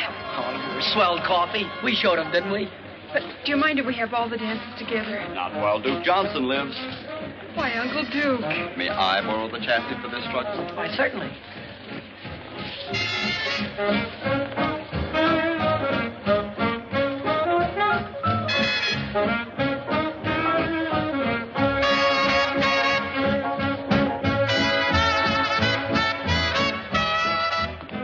Excuse me, Mom and Dad. I just realized that what you must be thinking. Well, we think your girl's very beautiful, but do you think she stopped growing? Mom, that girl, she isn't. Oh, I'm beginning to see. And that young lady wasn't your girl, was she, Andy? No, that's right, Dad. That's Coffee Smith. I had to bring her because the chairman couldn't come stay. My girl, Kay, she had to go home. Some kind of family trouble or something. Well, nothing serious, I hope. I don't know, Mom. I've been worried sick. Oh, I think everything will turn out all right, Andrew. When's she coming back? I don't know, Dad. I don't know. This may have been your first date at college, but I'll bet everybody knew you were there. They won't call you the Invisible Man either. I can't give you a medal or anything like that, but why don't you take that $75 and spread it all over yourself? Why, you can buy your sport jacket. It'll be good for you. It's like a new hat for a woman. It'll put bubbles in your gum. No, Coffee. The prize isn't in cash. It's $75 in merchandise. And, well, what would I do with, you know, stuff like that? Son, brother. I swear you can't give fluffy stuff away. Exclusive with us, leotards. Just in from the East. Looks like my old flannel underwear. Probably a combination of that and ballet tights. Uncle Andrew, Coffee Smith has an idea.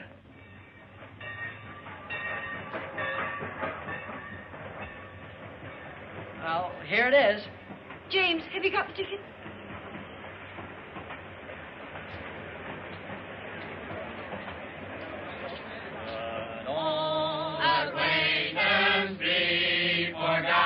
Oh, goodbye, Dad. Goodbye, Mom. Dad, be sure and take care of Mom. I'll come back by Easter and take the job off your hand. Mom, be sure and make Dad wear his rubbers now. Kay! Andrew! Kay! Hello, Andrew. Gosh, you look swell. Thank you. Mom, this is the girl I've been telling you about. Kay Wilson. This is my mother. Oh, it's a great pleasure, Miss Wilson. How do you do, Mrs. Hardy? Your son has told me so much about you. Oh, excuse me, and this is my father, Judge Hardy. Privilege, sir. Thank you. We've been looking forward to this ourselves.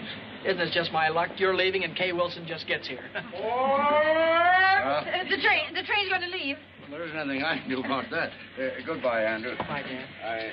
I think you know all the things I'd like to say to you, son. Well, goodbye, young lady. It's very nice meeting you. Thank you. It would help some if you'd see that our offspring here spends a little time on his studies. Oh, he will. I spend a lot of time on mine. Goodbye, Andrew. Bye, Mom. Oh, remember, we love you very much, dear. Have a good trip. Well, there's so many things I'd like to talk over with you. Goodbye. Bye.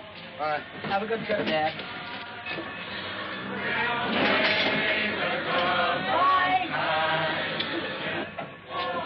Aren't my family something? And they liked you very much, too. I can tell. I like them. I'm glad. And you look even better than before you went away, so I guess everything must be okay, huh? Yes, everything's all right. Which way are you going? Anywhere you're going. Jake, will you take Miss Wilson's bags, please? Girls' dormitory. Okay, Andy. You'll never know how awful homecoming was without you, and I'll never forgive your family troubles for killing our date. We'll have our date, Andrew. Will you take me to the concert at the Greek Theater tonight? Kay, you used to be out of this world, but even you were improving. And this time, nothing's going to stop us from having that long talk. After the concert, well, I positively got to ask you something. Andrew, perhaps I'd better tell you now that No, it'll wait. But I have got something I positively got to ask you right now. Anything. Well, I make a long-distance call.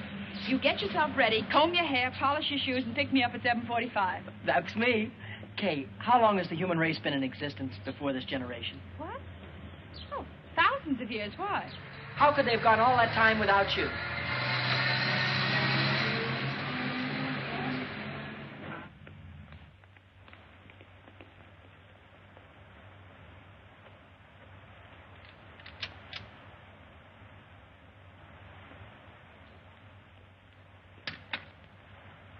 Lady, if I had a hat on, I'd take it off to you.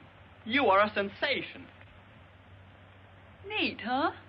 Protects the chassis from the wintry wind, and it doesn't hide the figure. Every girl on the campus will have one by nightfall.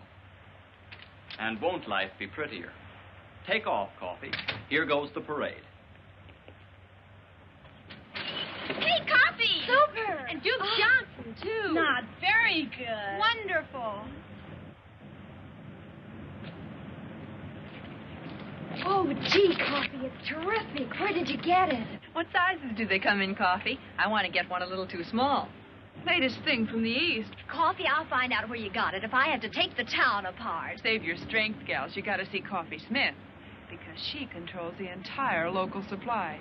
See Coffee Smith, lower floor, girls' dormitory, 6 p.m., and don't forget to bring all your next year's allowance. Buy me a soda, Uncle Duke. Business matters leave me weak and hungry. Close to our hearts shall be carefree days of yore, to keep the light of our memory bright forevermore.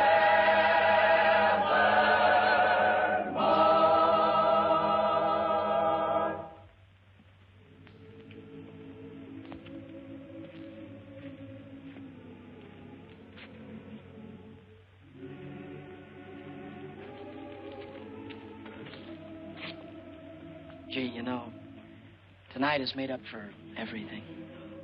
I'm glad, Andrew, because there's something I want to tell you. There's something I want to tell you, too, only I can't seem to get it out. Please, Andrew. No, I've got to just tell you. Let me first. I never had any trouble talking to girls before. Now, when it's the most important time of all, I seem to get all tongue-tied. Wait, No, Andrew, I've let me got say, Andrew. I'm sorry.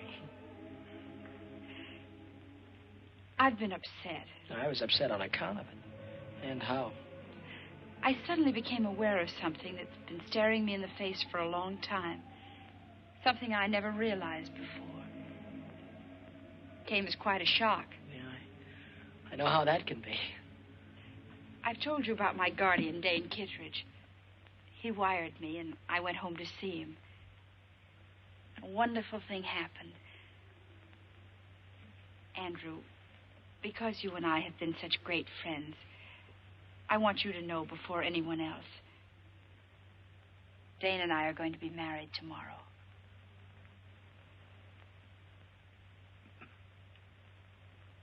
Married? I guess I should have told you sooner, but, well, till I got home this time, I wasn't sure myself. Well, I hope you'll be very happy. Thanks, Andrew. Dane will be here tomorrow, and because he doesn't know anybody here, and because we owe so much to you, we'd like you to be best man at our wedding. Best man? Oh, you'll love Dane. He's out of this world. He's the kindest, most generous, and he's had to fight for everything he has. Mm-hmm. He didn't even have a chance to go to college. And to think what a big success he's made. Kay? Yes, Andrew. Are you certain, are you sure that you're going to be satisfied with staying home with an old man of 35? Dane is a young man of 36. I'm going to be the happiest girl in the world. Congratulations. Then we'll see you tomorrow afternoon, 4 o'clock at the chapel.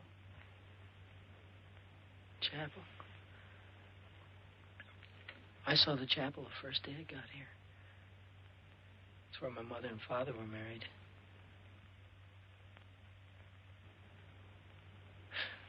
Do you mind if we leave now? I've got some studying to do, and Instead of walking me across the campus, why don't you take the shortcut back to the dorm?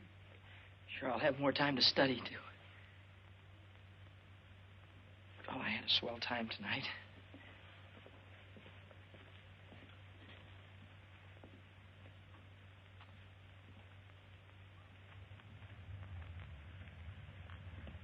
partner.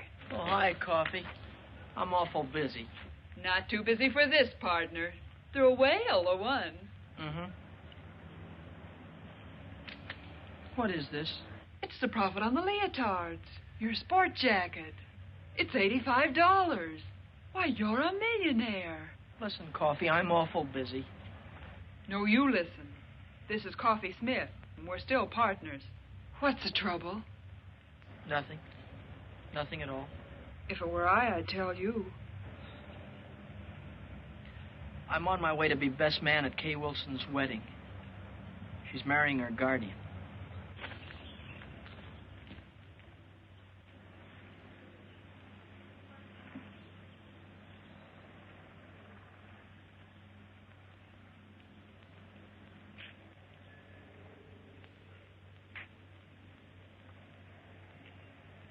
D.K.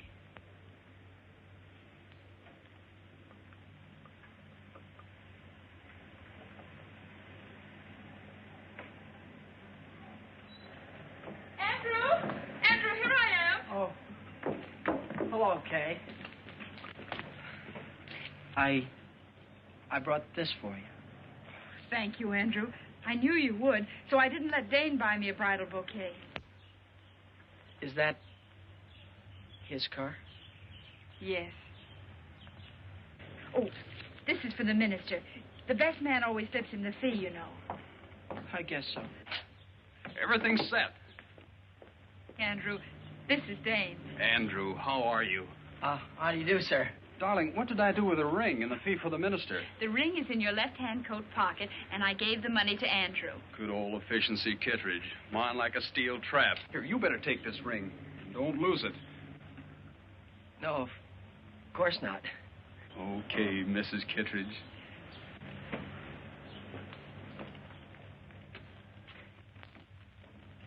May I have the ring?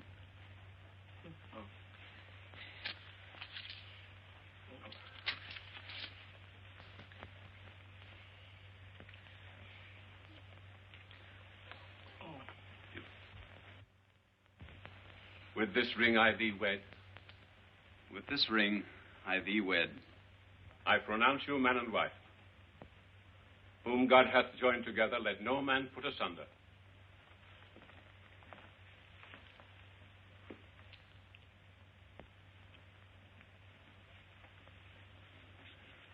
The line forms at the right, Andrew. Oh. Pardon me. Will the best man sign the marriage certificate, please? As witness.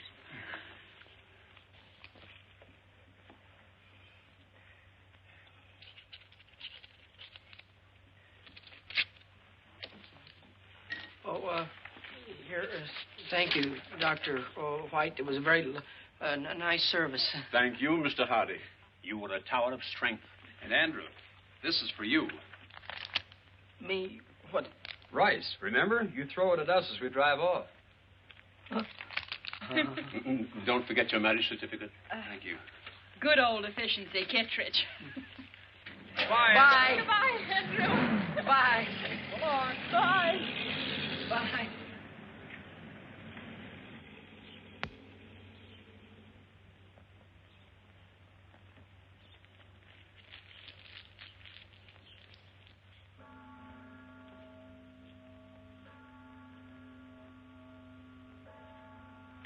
Hi.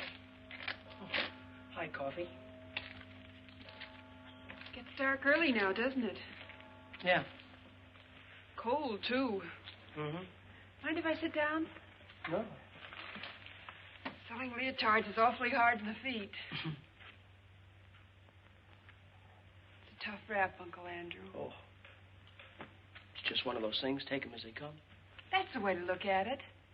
It's not as if she were the only co-ed here. There are plenty of them. New ones every semester. The woods are full of them. Gosh, you certainly couldn't say she was the most beautiful girl. Her eyes were too big and her chin was pointed. Gosh, you couldn't even say she was pretty. I mean, not awful pretty. Not that there was anything wrong with her. Not a thing wrong with her, not a thing. Had a mind of her own, did things her own way. maybe even a little stubborn. Not that it wasn't nice being with her. I'm not worried. I always had more dates than I could handle. There's no sense in making this important because it wasn't. There was nothing different about her or what we did or the way we felt or... Hurts bad, doesn't it? Awful bad. And it keeps getting worse. Not really. You'll feel better before you know it. I was going to ask her to marry me when she told me. And now... Now you think it's all over. You've lost the one girl in the world. You can't ever see yourself falling in love again or getting married or being happy. It adds up that way. But it works out different. There's a couple of billion people in the world, and a marriage only takes two. It isn't just one man for one woman. It's the right kind of a man for the right kind of woman. Kay's the kind of girl for you, but suppose Kay'd never come to Wainwright. Would that mean you'd been out of the race before it started? I guess not. You see, Andrew, at 14, a boy and a girl are the same age. At 16, she's getting ahead of him. At 20, she's a woman, ready for the responsibility of being a woman. And a fellow at 20... It's just a kid not even getting started. Is that it, Coffin? You can be grateful to Kay because now you know the kind of girl you want. And when everything's right, that girl will be around. You're swell. It's neat and it's logical and I can't argue with it. But right now you feel worse than before. Is that it? Like to explode or holler or break something? I sure would.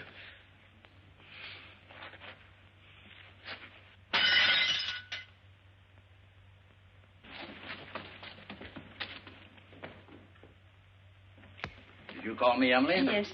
James, that pie isn't as good as usual, is it? You always say that, Emily, and they always turn out delicious. Yes, but I want this one to be better than delicious. Andrew's been eating in those college restaurants for months. Wonder why he didn't let us know what train he's coming in on. James, you don't think there'll be a train wreck, do you? Well, I don't believe a railroad wreck a whole train just so our son Andrew couldn't get home for Easter. What on earth are you doing, Millie? When a famous hunter comes home, the least his old aunt can do is polish up his trophies. Package for Andrew Hardy. Oh. Sign here, will you please, Mrs. Hardy? Oh, it's from the clothing shop at the college. Better hang it up to here. Oh, Sara.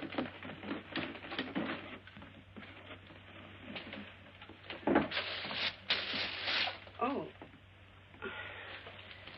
Oh, I suppose that's the kind of jacket all the young men are wearing. What a perfectly terrible thought, Emma. I wonder how Andrew financed it. Let me put it in his room. I've got to put these pictures around anyway. Well, hang it up by the window. The fresh air helps get the wrinkles out. I think it'll look better with the wrinkles in.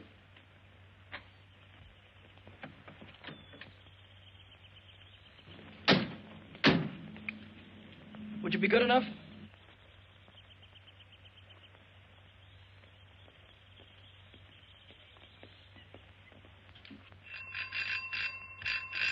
What on earth? Andrew!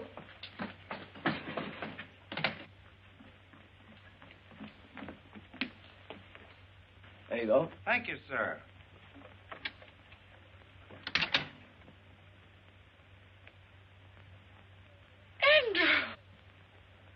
Andrew! Mom. Well. Oh, excuse me, Dad.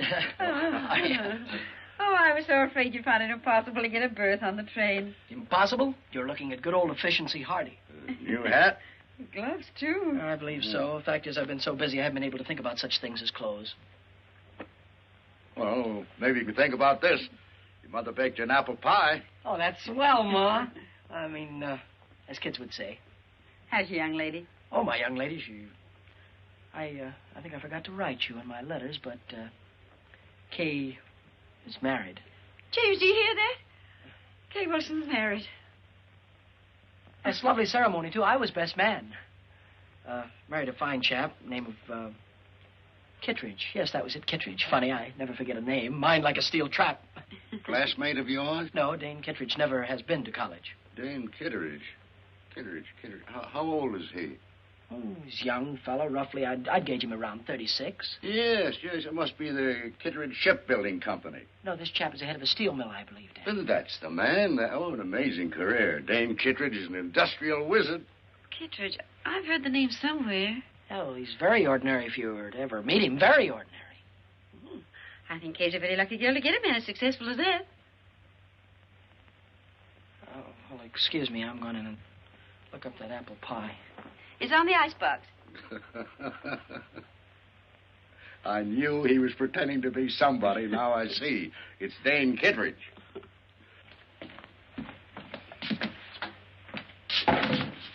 Brilliant career. Industrial wizard.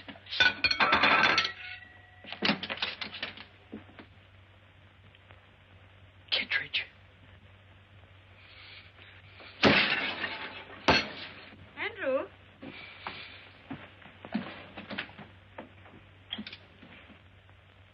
Andrew, this looks like your trunk.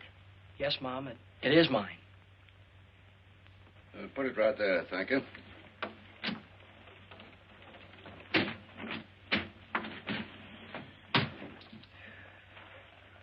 Thank you. Well, Andrew, what on earth do you want your trunk for?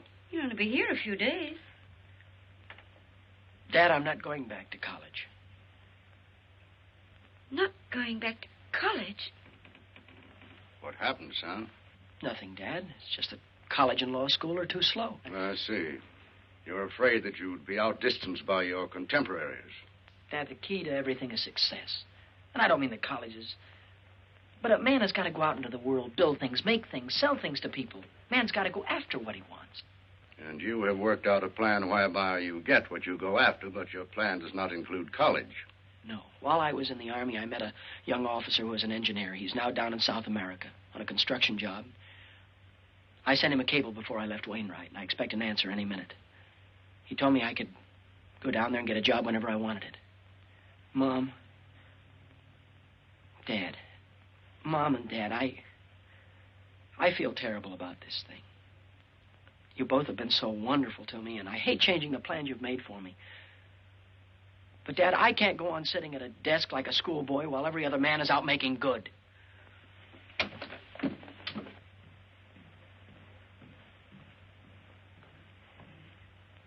It's all because Cableson got married.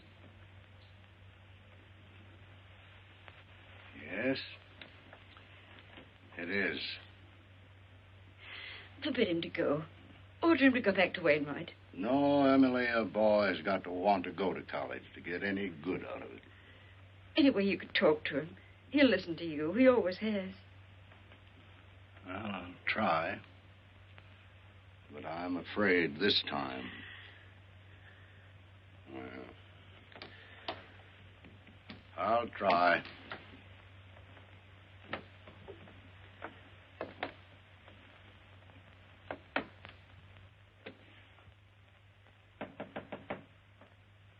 Come in.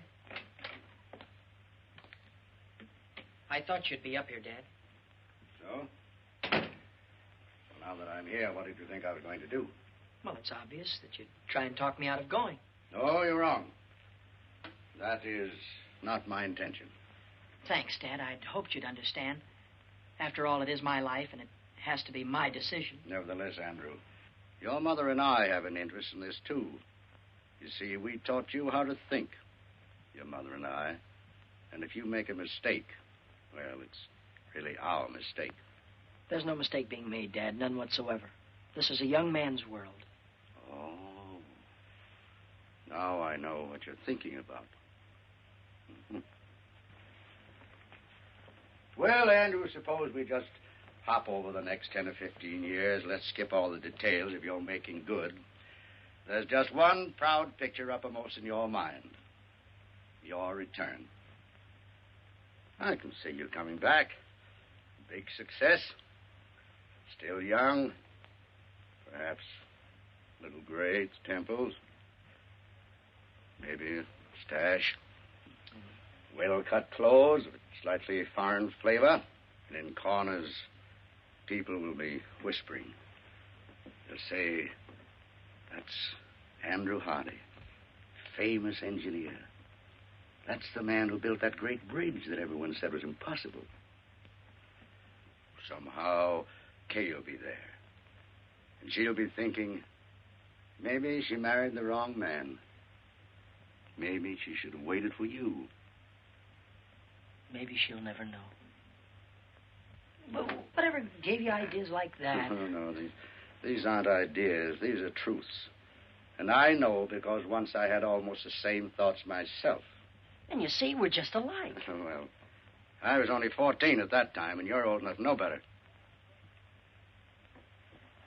Dad, I'm going to South America. And I'm going to make good. There's nothing wrong with being an engineer. Certainly not. It's a fine profession. Civilization couldn't have progressed without it. And if I thought that you wanted to be an engineer, really wanted to be, I'd be so happy I'd cheer. But I do. No, you don't. You're not going to South America to fulfill a lifelong ambition.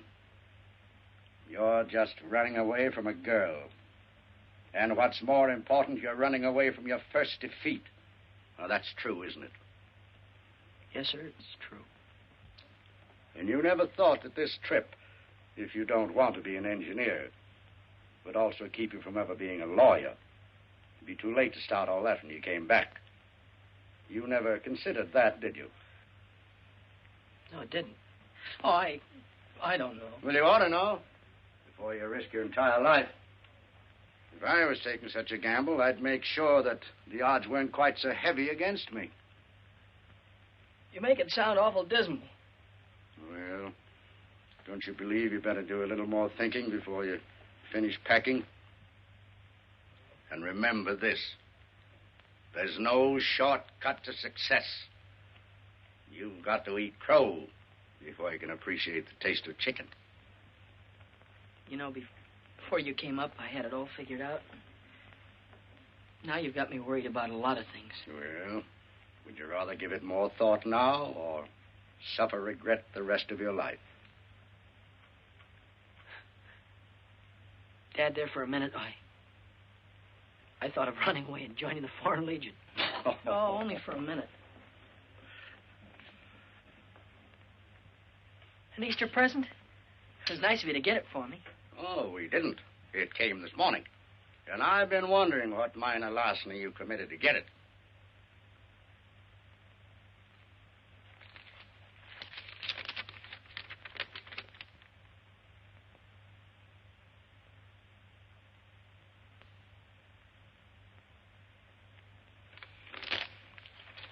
What college kid could afford a coat like that?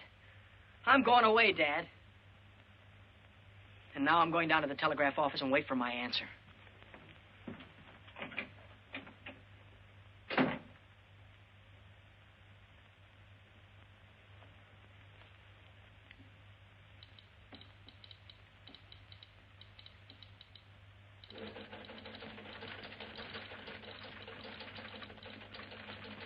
Hardy.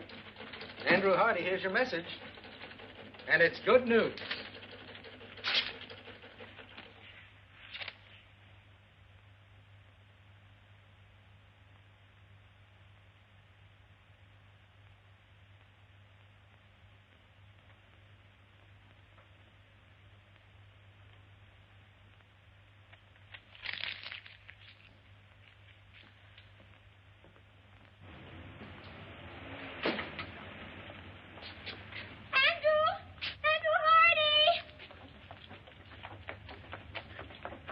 Oh, how do you do? When did you get back into town? And what's more important, how long you're going to stay? I was just leaving for... I don't know. You haven't the faintest idea who I am. Remember, we danced together and I sang and... Oh, yes. You were lovely, Miss... Isabel. You were lovely, Isabel. Oh. But we didn't have a chance to get acquainted. So, I'm not doing anything in particular right now, and if you're not doing anything in particular, well...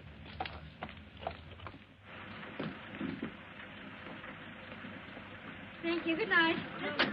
Good night, Mary. Good night. Good night. We should have stayed home. Emily, 20 of my colleagues gave me a dinner. I couldn't tell them I was going to stay home because our son was going to run away and Join the Foreign Legion.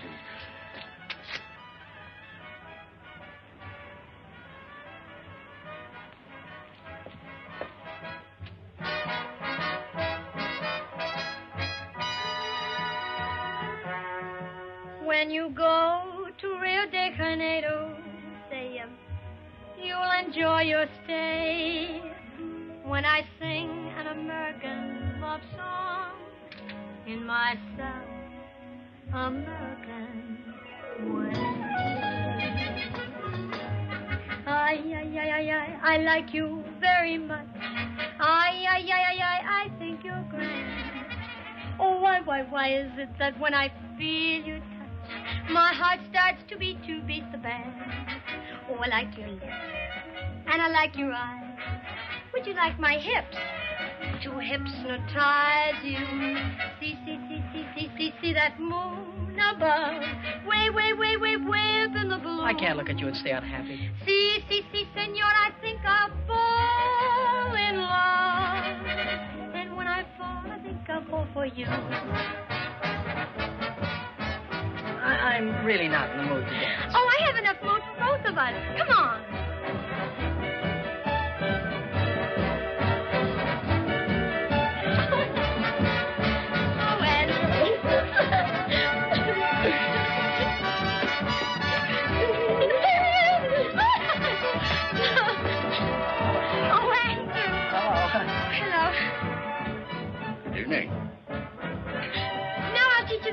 Lyrics. I'll take you up on that in about 7 years. After I finish college and law school. You're going back to Wainwright? Unless you know another way that I can become a judge or a lawyer. And anyhow, I have a very strong hunch that I'm going to be elected something or other in the sophomore class. Oh, I think that's wonderful. Well, I think we ought to celebrate. Well, I've got some cold ham and potato salad. Don't forget the apple pie, Mom. Oh, let me help you, Mrs. Yes, dear. Haden. Well... Dad, after this, you and Mom won't have to worry about me anymore. After this, when you tell me something, I'll have sense enough to listen. Well, here's quite an addition to your collection. Yes, Isabel gave this to me. I know that Aunt Millie put all of these pictures over here just to kid me. Too bad we haven't got a larger piano. Oh, that won't be necessary, Dad. You're talking to the new Andrew Hardy. Oh, Isabella's a swell girl. They're all swell girls, but my past is behind me. That's fine, son. From now on, I'm going to concentrate on work. Up at 6, study till 9, classes till 5, and then more studying up until midnight. But from now on, I'm through with women. I'm never going to get involved with women again. That's the whole truth and nothing but the truth, so help me.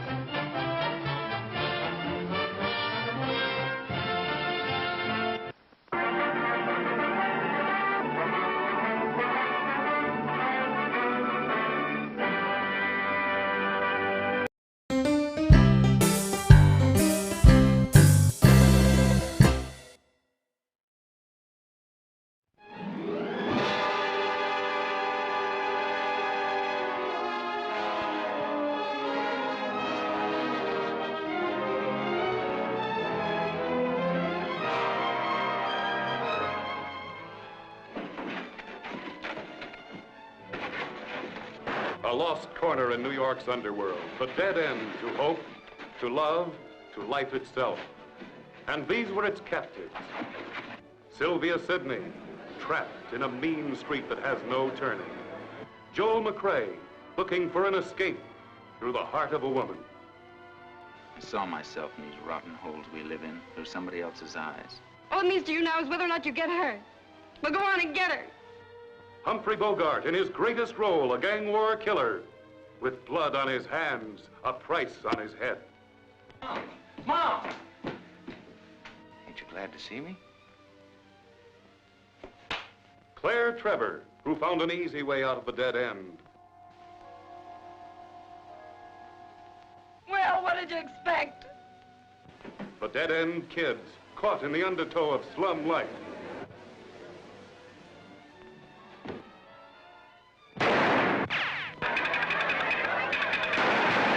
From the gallery of unforgettable screen triumphs, Dead End is a motion picture so graphic in realism, so taut with suspense, to make each moment a gripping and thrilling experience.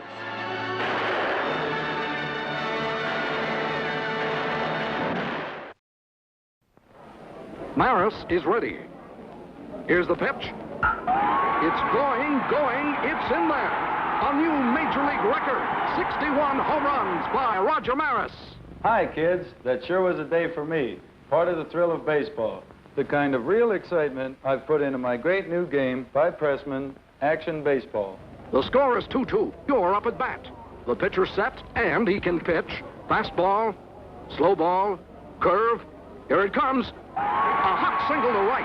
And the next one, a strike.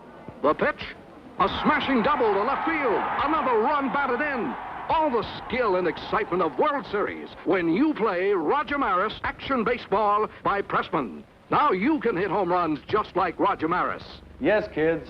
There's nothing like the thrill of baseball. And now it's yours. Get Roger Maris Action Baseball today, $2.98. Oh boy, a Pressman toy.